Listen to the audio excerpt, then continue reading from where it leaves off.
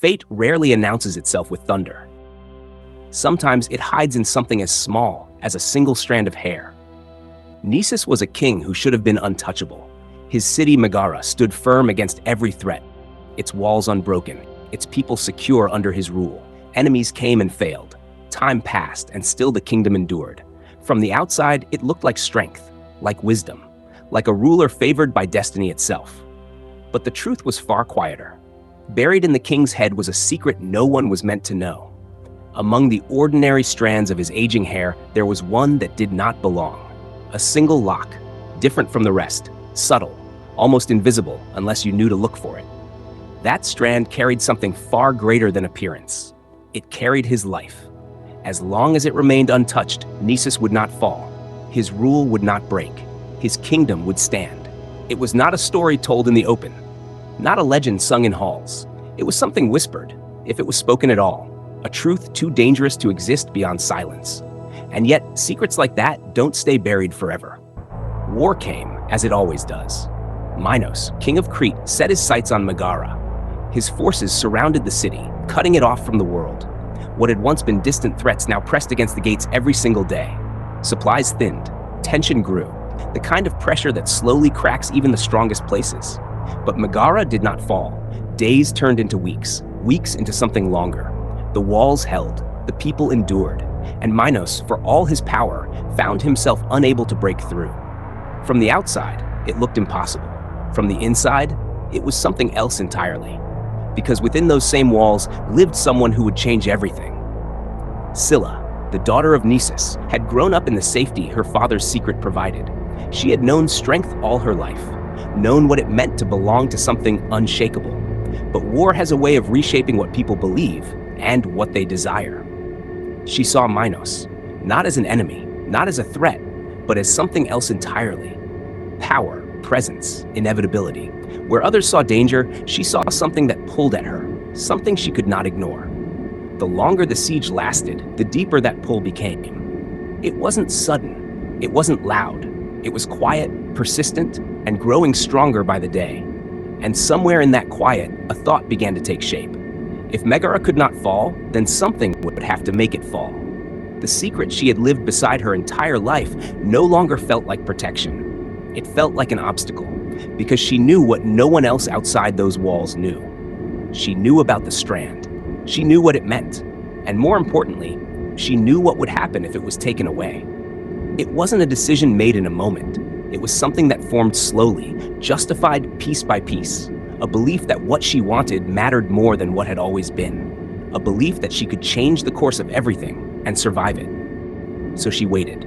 Not for the right time, but for the moment when hesitation would finally disappear. And when it did, she acted. The night was quiet when she entered her father's chamber. There was no resistance, no warning, just the stillness of someone who had never imagined the danger could come from so close. Nisus slept as a king who believed his greatest threat waited beyond the walls, not beside him. Scylla moved carefully, close enough to see what others never had, close enough to find the one thing that mattered, the strand. It was there, just as she had always known it would be.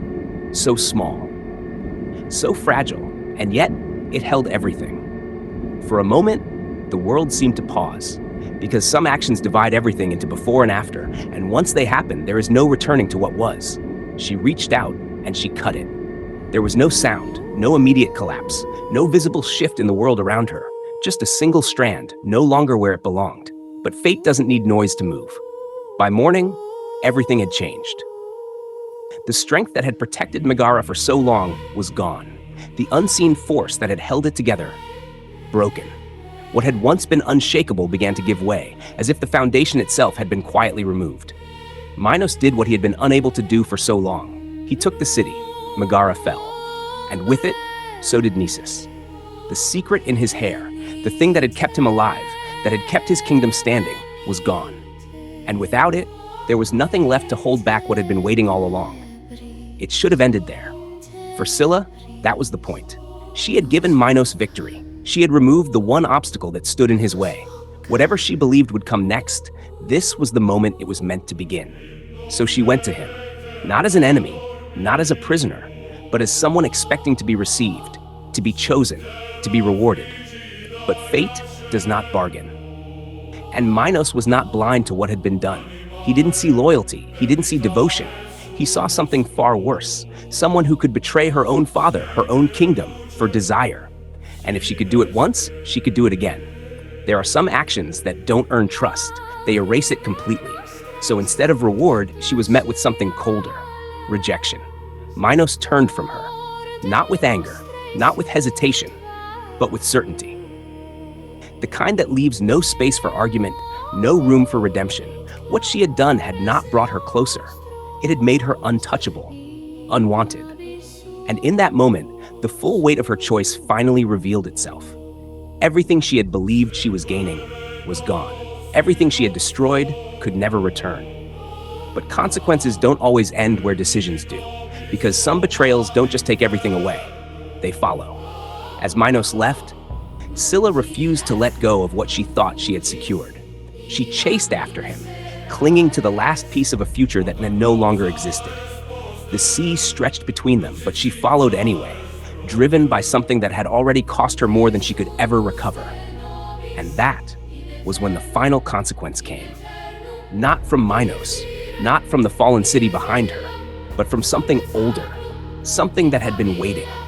As she moved through the water, a shadow cut across the sky, a presence that carried recognition and judgment.